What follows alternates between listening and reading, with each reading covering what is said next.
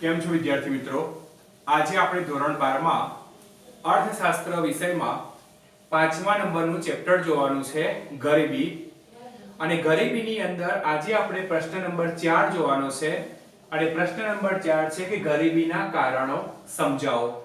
તો ગરીબીના કારણો કુલ 5 છે. એમાં પહેલું જ કારણ છે ઐતિહાસિક કારણ, બીજું છે ગ્રામીણ ગરીબીના કારણો, ત્રીજું છે આર્થિક કારણો, ચોથું છે સામાજિક કારણો અને પાંચમું છે અન્ય કારણો. ફરીથી દરેક વિદ્યાર્થી ધ્યાન રાખશે. સૌથી પહેલું છે ઐતિહાસિક કારણ, બીજું આવે છે ગ્રામીણ ગરીબીના કારણો, ત્રીજું આવે છે આર્થિક કારણો, ચોથું આવે છે સામાજિક કારણો અને પાંચમું આવે છે અન્ય કારણો. તમને કદાચ પરીક્ષાની અંદર પ્રશ્ન પૂછાય 1 માર્ક્સનો કે ગરીબીના મુખ્ય કારણો કેટલા અને કયા કયા. તો ગરીબીના કુલ 5 કારણ છે. એક ઐતિહાસિક કારણ, ગ્રામીણ ગરીબીના કારણો, આર્થિક કારણો, સામાજિક કારણો અને અન્ય કારણો. હવે ઐતિહાસિક કારણ આપણે જોઈએ છીએ અને ઐતિહાસિક કારણની અંદર સૌથી પહેલું જ છે કે ઇતિહાસકારોના મત મુજબ. હવે ઇતિહાસકારોના મત મુજબ એટલે શું? તો ઇતિહાસકારોના મત મુજબ એટલે કે 17મી સદીમાં ભારતમાં પ્રમાણમાં વધુ શહેરીકૃત અને વ્યવસાયિક રાષ્ટ્ર હતું. કારણ કે 17મી સદીની અંદર ભારતની અંદર શહેરીકૃત એટલે કે શહેર જેવો વિકાસ થયો હતો અને એ સમયગાળાની અંદર વિદેશી પ્રજાનું આગમન આપણા ભારત દેશની ધરા ઉપર થયું. અને એ જ્યારે વિદેશી પ્રજા આપણા દેશમાં આગમન કર્યું ત્યારબાદ તેમની જે સંસ્થાનવાદી જે શોષણ નીતિ હતી, કારણ કે આપણે વિદેશી પ્રજાઓના ગુલામ બની ચૂક્યા હતા અને તેને કારણે ભારતમાં ખેતી અને ઉદ્યોગોની પરિસ્થિતિ કથળતી ગઈ એટલે કે નબળી પડતી ગઈ. આપણે જાણીએ છીએ કે આપણો ભારત દેશ એક ખેતી પ્રધાન દેશ છે અને આપણી ખેતી એ વરસાદ ઉપર આધારિત છે. અને આપણા દેશની જે ખેતી છે એ વરસાદ ઉપર આધારિત હોવાને કારણે અને આપણે જાણીએ છીએ કે વરસાદ અનિયમિત અને અનિશ્ચિત છે. અને એ સમયગાળાની અંદર અંગ્રેજ સરકારે સિંચાઈ માટે મૂડી રોકાણમાં કઈ રસ દાખવ્યો નહીં. અને એ ઉપરાંત અંગ્રેજ સરકારે ખેડૂતો ઉપર ઊંચા કરવેરા નાખ્યા. અને જ્યારે ઊંચા કરવેરા નાખવામાં આવ્યા એ વખતે આપણા ભારતના ખેડૂતોની હાલત દયનીય બની ગઈ એટલે કે કથળતી ગઈ. કારણ કે આપણને ખબર છે કે જો વરસાદ નહીં આવે તો ઉત્પાદન થવાનું નથી, ખેતી થવાની નથી. અને ઊંચા કરવેરા નાખવામાં આવે છે એટલે ખેડૂતો કરવેરા ભરી શકવાની પરિસ્થિતિમાં નહીં હોય.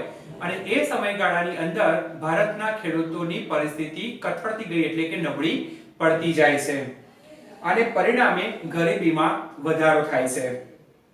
ત્યાર પછી જોવા જઈએ કે વારંવાર પડતા દુષ્કાળો છે, જમીનદારી પ્રથા છે, જમીન મહેસૂલ, સાથ પ્રથા છે વગેરેને કારણે ખેડૂતો પાયમાલ બન્યા. અને આ પાયમાલીને કારણે જમીનદારો, શાહુકારો દ્વારા અપાતા ધિરાણ અને વ્યાજના બોજા હેઠળ ખેડૂતો દબાતા ગયા અને ખેડૂતો બરબાદ થઈ ગયા. અને ત્યાર પછી જે અંગ્રેજ સરકારની જે વેપાર નીતિ હતી એ ભેદભાવ ભરી હતી. એ ભેદભાવ ભરી નીતિ કેવી હતી? તો તેમણે ભારતની નિકાસો જે યુરોપમાં કરવામાં આવતી હતી તેના ઉપર પ્રતિબંધ મૂકી દીધો અને ઇંગ્લેન્ડની નિકાસો ઉપર કર રાહત જેવી છૂટછાટ આપવામાં આવી. એટલે ઇંગ્લેન્ડથી વસ્તુઓ આપણા દેશમાં આવવા માંડી એટલે એ વસ્તુઓ કેવી બની ગઈ? સસ્તી બની ગઈ. અને મૂડી રોકાણ ઊભું કરવા તથા તેમાંથી ઇંગ્લેન્ડમાં ઔદ્યોગિકરણમાં વેગ આવ્યો અને ઇંગ્લેન્ડના ઉત્પાદિત માલના વેચાણ માટે ભારતીય બજારોનો ઉપયોગ કર્યો કે વસ્તુઓ ઇંગ્લેન્ડમાં ઉત્પાદિત થઈને ભારતમાં આવે અને ભારતની અંદર ઇંગ્લેન્ડની વસ્તુઓ વેચાતી થાય. અને એના કારણે ભારતના જે વેપારીઓ હતા એમના વચ્ચે હરીફાઈ થઈ અને એ હરીફાઈની અંદર આપણા દેશની ઉત્પાદન શક્તિ ઘટી ગઈ અને આપણા દેશના ઉદ્યોગો અને લઘુ ઉદ્યોગો પાયમાલ બન્યા એટલે એને બરબાદી તરફ ધકેલી દીધા. અને જેના કારણે ભારતમાં બેરોજગારી વધી અને સાથે સાથે ગરીબીનું પ્રમાણ પણ ઊંચું ગયું. ત્યાર પછી બીજા નંબરનો ટોપિક છે ગ્રામીણ ગરીબીના કારણો. હવે ગ્રામીણ ગરીબીના કારણોમાં શું છે તો આપણને ખબર છે કે ખેતી એ કુદરત આધારિત પ્રવૃત્તિ છે. કુદરતમાં આવતા આકસ્મિક પરિબળો જેવા કે દુષ્કાળ છે, વરસાદની અનિશ્ચિતતા છે, પૂર વગેરેને કારણે ખેતી ક્ષેત્રે આવક ઓછી થાય છે. આપણને ખબર છે કે આ વખતે તમે જુઓ કે રાજકોટ, ભાવનગર કે બધા જિલ્લા કે કાઠિયાવાડની અંદર પુષ્કળ પ્રમાણમાં વરસાદ પડ્યો. ખેતીની અંદર ખેડૂતોનો પાક ધોવાઈ ગયો, પૂરમાં તણાઈ ગયો, ઉપરવાસમાંથી જે પાણી છોડવામાં આવ્યું, ડેમોમાંથી જે પાણી છોડવામાં આવ્યું, ગામોની અંદર ખેતરની અંદર ફરી વળ્યા અને ખેડૂતોનો પાક શું થઈ ગયો? બરબાદ થઈ ગયો. અને જેના કારણે ખેતી ક્ષેત્રે આવકની ઓછી અનિશ્ચિતતા રહે છે અને ગરીબી વધુ જોવા મળે છે. ત્યાર પછી આવે છે વસ્તી વિષયક પરિબળો. તો ભારતમાં આઝાદી બાદ મૃત્યુદર ઘટવા પામ્યો છે. ભારતમાં આઝાદી બાદ મૃત્યુદર ઘટવા પામ્યો છે અને એમાં કોલ અને જે હુઅર નામના જે અર્થશાસ્ત્રીઓ છે એમને વસ્તી સંક્રમણના જે 3 તબક્કા આપ્યા છે અને એ 3 તબક્કાની અંદર વસ્તી સંક્રમણનો જે પહેલો તબક્કો છે જે આઝાદી પહેલાનો છે, જેમાં જન્મદર પણ ઊંચો જોવા મળ્યો છે અને મૃત્યુદર પણ ઊંચો જોવા મળ્યો છે. પરંતુ જ્યારે વસ્તી સંક્રમણના બીજા તબક્કાની અંદર વસ્તી વિસ્ફોટ થાય છે, એનું મૂળ કારણ છે જન્મદર ઊંચો છે અને મૃત્યુદર નીચો છે. એટલે કે ધીમે ધીમે દેશનો આર્થિક વિકાસ થઈ રહ્યો છે આરોગ્ય ક્ષેત્રે અને સામાજિક ક્ષેત્રે, અને જન્મદર તેટલા પ્રમાણમાં ઘટ્યો નથી. આથી વસ્તી વૃદ્ધિ જોવા મળે છે, જેથી દેશમાં શ્રમનો પુરવઠો વધતો જાય છે અને રોજગારીમાં ધીમા દરે વધારો થવાને કારણે બેરોજગારી વધતી જાય છે અને જેને કારણે પણ ગરીબીમાં વધારો થયેલો જોવા મળે છે. પછી ત્રીજા નંબરનો મેઇન ટોપિક છે આર્થિક કારણોની શ્રમિક દીઠ નીચી ઉત્પાદકતા, જમીન અને સંપત્તિની અસમાન વહેંચણી, નાના અને ઉદ્યોગોનો અલ્પ વિકાસ, ઝડપી વધતા ભાવો અને બેરોજગારીનું ઊંચું પ્રમાણ. આ પાછા એના આર્થિક કારણો છે કે શ્રમિક દીઠ નીચી ખેત ઉત્પાદકતા, જમીન અને સંપત્તિની અસમાન વહેંચણી, નાના અને ગૃહ ઉદ્યોગોનો અલ્પ વિકાસ, ઝડપી વધતા ભાવો, બેરોજગારીનું ઊંચું પ્રમાણ. તો આ બધા જે પરિબળો છે, આ બધા જે કારણો છે અને એના કારણે આમાં પહેલું જોઈએ છે માઠા શ્રમિક દીઠ નીચી ખેત ઉત્પાદકતા. કૃષિ ક્ષેત્રે અપૂરતી સિંચાઈ છે, શિક્ષણ છે, તાલીમનો અભાવ છે, મૂડી રોકાણનો નીચો દર છે અને ખેતી ઉપર ભારણ વધતું જાય છે, જેના કારણે શ્રમિક દીઠ ખેત ઉત્પાદકતા નીચે જોવા મળે છે અને જેને કારણે ખેડૂતોમાં પણ ગરીબીનું પ્રમાણ જોવા મળે છે. ત્યાર પછી આવે છે જમીન અને સંપત્તિની અસમાન વહેંચણી છે. તો ભારતમાં અંગ્રેજ શાસન દરમિયાન જમીનદારી પ્રથા હતી, જેથી જમીનદારો પાસે મુઠ્ઠીભર જમીન હતી. તેઓ ખેતી સાથે સંકળાયેલા ન હતા કે જે લોકો જમીનદારો હતા એની પાસે પુષ્કળ પ્રમાણમાં જમીન હતી, પરંતુ એ લોકો ખેતી કરતા ન હતા એટલે એમની જમીન પડતર પડી રહી હતી અને તેઓ ખેતીની અંદર મૂડી રોકાણનો કોઈ રસ દાખવતા ન હતા. અને બીજી તરફ જે ખેત મજૂરો હતા અને એમને પોતાની જમીન માલિકી ન હોવાથી, કારણ કે એમની પાસે જમીનનો એક ટુકડો પણ હતો નહીં અને ખેતીમાં રસ પણ ન દાખવ્યો, જેથી ખેત ઉત્પાદકતા નીચી રહેતા ગરીબીનું પ્રમાણ વધ્યું છે. ત્યાર પછી આવે છે નાના અને ગૃહ ઉદ્યોગોનો અલ્પ વિકાસ.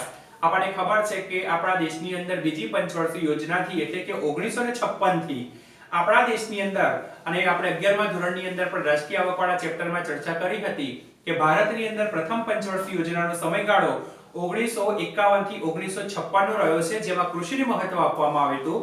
પરંતુ 1956 ની અંદર કૃષિ નિષ્ફળ જતા અને કુદરતી હોનારતને કારણે કે ખેતી નિષ્ફળ ગઈ અને બીજી પંચવર્ષીય યોજનાથી ઉદ્યોગોને મહત્વ આપવામાં આવ્યું અને એ ઉદ્યોગોની અંદર સૌથી પહેલા મોટા અને ભારે એટલે કે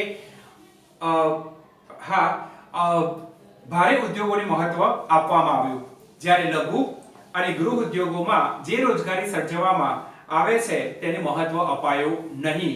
કારણ કે જ્યારે મોટા અને ભારે ઉદ્યોગોને જ્યારે મહત્વ આપવામાં આવે છે તો ત્યાં એ મૂડી પ્રધાન ઉત્પાદન પદ્ધતિ છે, કારણ કે ત્યાં શ્રમિકોની જરૂર ઓછી પડે છે, કારણ કે ત્યાં મશીનરી અને ટેકનોલોજીથી જે ઉત્પાદન થાય છે.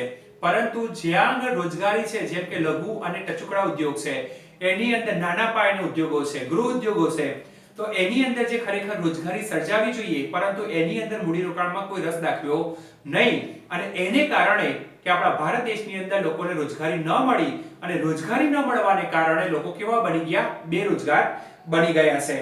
ત્યાર પછી જોવા જઈએ તો ઉપરાંત કે કુદરત પર આધારિત ઉદ્યોગોમાં મોસમી બેકારી પણ જોવા મળે છે.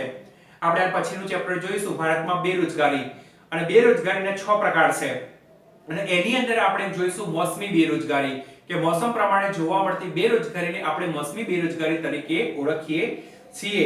એટલે મોસમી બેકારી પણ જોવા મળે છે, તેથી ગરીબીનું પ્રમાણ પણ વધતું જાય છે. ત્યાર પછી આવે છે ઝડપી વધતા ભાવો. આર્થિક, સામાજિક અને રાજકીય પરિબળોને કારણે દેશમાં વસ્તુઓ અને સેવાઓના ભાવોમાં સતત વધારો થાય છે, કારણ કે દેશમાં એક તરફ વસ્તી વધતી જાય છે, લોકોની જરૂરિયાતો પણ વધતી જાય છે, માંગ વધતી જાય છે અને માંગને પહોંચી વળવા માટે આર્થિક, સામાજિક અને રાજકીય પરિબળોને ધ્યાનમાં રાખીને વસ્તુના ભાવમાં પણ શું થાય છે, વધારો થાય છે અને જે નીચી આવક ધરાવતા જે વર્ગો છે એમની ખરીદ શક્તિમાં ઘટાડો થાય છે અને પરિણામે એમનું જીવન ધોરણ પણ કેવું આવે છે, નીચું આવે છે. અને બીજું કે આવકની અસમાન વહેંચણીને કારણે આપણા દેશમાં ગરીબીનું પ્રમાણ વધતું જાય છે. ત્યાર પછી આવે છે બેરોજગારીનું ઊંચું પ્રમાણ કે ભારત ખેતી કુદરત ઉપર આધારિત છે, જેથી મોસમી બેકારી ખેતી ક્ષેત્રમાં વધુ જોવા મળે છે અને કુટુંબ પ્રથાને કારણે ખેતીની અંદર પ્રચ્છન્ન બેરોજગારી પણ જોવા મળે છે. હવે પ્રચ્છન્ન બેરોજગારી કોને કહેવાય? તો વ્યક્તિ દેખીતી રીતે કામમાં રોકાયેલી હોવા છતાં પણ તેની સીમાંત ઉત્પાદકતામાં શૂન્યવત વધારો થતો ન હોય તો તેને આપણે પ્રચ્છન્ન બેરોજગાર તરીકે ઓળખવામાં આવે છે અને પ્રચ્છન્ન બેરોજગારી સૌથી વધુ ખેતી ક્ષેત્રમાં જોવા મળે છે. અને ત્યાર પછી ચોથા નંબરનો ટોપિક છે સામાજિક કારણ. તો સામાજિક કારણની અંદર શિક્ષણનું નીચું પ્રમાણ, લૈંગિક અસમાનતા, આ બે જ કારણો એમાં જવાબદાર છે. એમાં સૌથી પહેલું છે શિક્ષણનું નીચું સ્તર. તો ગ્રામ્ય ક્ષેત્રે શિક્ષણના નીચા સ્તરને કારણે ખેડૂતોને જે લાભ પ્રાપ્ત થયા છે તેનો પણ તેઓ ઓછા શિક્ષણને કારણે લાભ લઈ શકતા નથી. શું કહે છે? ગ્રામ્ય ક્ષેત્રે શિક્ષણના નીચા સ્તરને કારણે અને ગ્રામ્ય વિસ્તારની અંદર શિક્ષણનું પ્રમાણ નીચું હોય છે અને જે ખેડૂતોને લાભ મળવા જોઈએ એ લાભ મળી શકતા નથી. એનું મૂળ કારણ છે નીચું શિક્ષણ છે. આથી ખેતી ક્ષેત્ર હેક્ટર દીઠ ઉત્પાદકતા પણ કેવી રહે છે? તો નીચી રહે છે. શિક્ષણના નીચા સ્તરને કારણે ગામડામાં વૈકલ્પિક રોજગારીની તકો પણ ઓછી જોવા મળે છે, કારણ કે ગામડાની અંદર ગામડું નાનું હોય, ગામડાનો એટલો વિકાસ થયો ના હોય તો ત્યાં આગળ બીજી કોઈ ખેતી સિવાય કોઈ બીજી તમને રોજગારી મળે નહીં. તેથી વેતન દરો પણ નીચા રહે છે અને નીચા વેતન દરોને કારણે પણ ગરીબી વધુ જોવા મળે છે. ત્યાર પછી આવે છે લૈંગિક અસમાનતા. તો ભારતમાં પ્રાચીન સમયથી જ લૈંગિક અસમાનતા હોવાને કારણે સ્ત્રીઓના સ્વાસ્થ્ય વિશે પહેલાથી જ થોડું ધ્યાન આપવામાં આવે છે, જેથી પ્રસૂતિ સમયે માતાનો મૃત્યુદર ઊંચો રહે છે. કાર્ય વહેંચણી બાબતે સ્ત્રીઓને ઓછા વેતન દરે આર્થિક ક્ષેત્રે કામકાજની તકો ઓછી ઉપલબ્ધ થાય છે અને અર્થતંત્રમાં કુલ જનસંખ્યામાં સ્ત્રીઓનું પ્રમાણ લગભગ અડધાથી ઓછું છે. અને છેલ્લું આવે છે અન્ય કારણો અને અન્ય કારણની અંદર યુદ્ધ છે, સંરક્ષણ ખર્ચમાં વધારો છે અને ત્રીજું છે ખામીયુક્ત નીતિઓ છે. તો જુઓ, યુદ્ધ માટેના સાધનો વસાવવા પાછળ હમણાં 3 દિવસ પહેલા જ ન્યૂઝપેપરમાં આવ્યું હતું કે અમેરિકાની અંદર લગભગ કંઈક 3 લાખ કરોડ કે 6 લાખ કરોડ રૂપિયા સમથિંગ કે અમેરિકાથી હથિયારો મંગાવવામાં આવશે, કારણ કે ભારત અને ચીન વચ્ચે યુદ્ધની તૈયારીઓ પૂરજોશમાં ચાલી રહી છે અને જ્યારે આવા ખર્ચ કરવામાં આવે છે ત્યારે સરકાર દેશમાં સામાજિક ખર્ચ કરી શકતી નથી, કારણ કે દેશની રક્ષા પણ જરૂરી છે. એટલે કે છે કે યુદ્ધ માટેના સાધનો વસાવવા પાછળ દેશના અછત ધરાવતા સંસાધનો ખર્ચાય છે, જેથી લોકોની પાયાની જરૂરિયાતો માટેની ચીજ વસ્તુઓના ઉત્પાદનમાં ઘટાડો થાય છે, જેથી સંગ્રહખોરી વધે છે, પરિણામે ભાવો વધે છે. યુદ્ધો વારંવાર થવાને કારણે ભારતમાં વિકાસલક્ષી ખર્ચમાં કાપ મુકાય છે અને પરિણામે વધતા ભાવોની સમસ્યા ઊભી થાય છે અને ભારતે આઝાદી બાદ પાડોશી દેશો પાકિસ્તાન અને ચીન સાથે યુદ્ધનો પણ સામનો કર્યો છે. ત્યાર પછી આવે છે સંરક્ષણ ખર્ચમાં વધારો. તો દેશની સંરક્ષણ વ્યવસ્થાને મજબૂત બનાવવા દેશમાં સંરક્ષણ સાધનો પાછળ ખર્ચમાં સતત વધારો થાય છે. આ ખર્ચ બિન વિકાસલક્ષી ખર્ચ છે. આપણે 11મા ધોરણમાં અંદાજપત્રની અંદર જોયું હતું કે બિન વિકાસલક્ષી ખર્ચ અને બિન વિકાસલક્ષી ખર્ચની અંદર એમાં માત્ર ખર્ચ જ કરવાનો છે, એની અંદરથી તમને કોઈ પ્રકારની આવક પ્રાપ્ત થવાની નથી અને એને કારણે કે વિકાસના ખર્ચમાં ઘટાડો થાય છે, જેથી ગરીબીનું પ્રમાણ ઊંચું રહે છે અને આર્થિક વિકાસ મંદ પડે છે. અને છેલ્લું આવે છે ખામીયુક્ત નીતિઓ. તો દેશની પંચવર્ષીય યોજનાઓ અને ઔદ્યોગિકરણ નીતિ અપનાવવામાં આવી છે, જેમાં માત્ર ભારે અને મોટા ઉદ્યોગોના વિકાસને મહત્વ આપવામાં આવ્યું, પરંતુ જે ઉદ્યોગો દેશના મોટા ભાગના લોકોને રોજગારી પૂરી પાડે છે તેવા ખેતી ક્ષેત્ર અને લઘુ ઉદ્યોગ કે ગૃહ ઉદ્યોગના વિકાસ પ્રત્યે વધુ ધ્યાન આપવામાં ન આવ્યું, જેથી ગરીબીમાં ધાર્યો ઘટાડો થઈ શક્યો નહીં. અને આ પ્રમાણે આપણા ભારત દેશની અંદર ગરીબીનું પ્રમાણ જોવા મળે છે. અહીંયા આગળ તમારો ચોથા નંબરનો પ્રશ્ન પૂર્ણ થાય છે. અસ્તુ.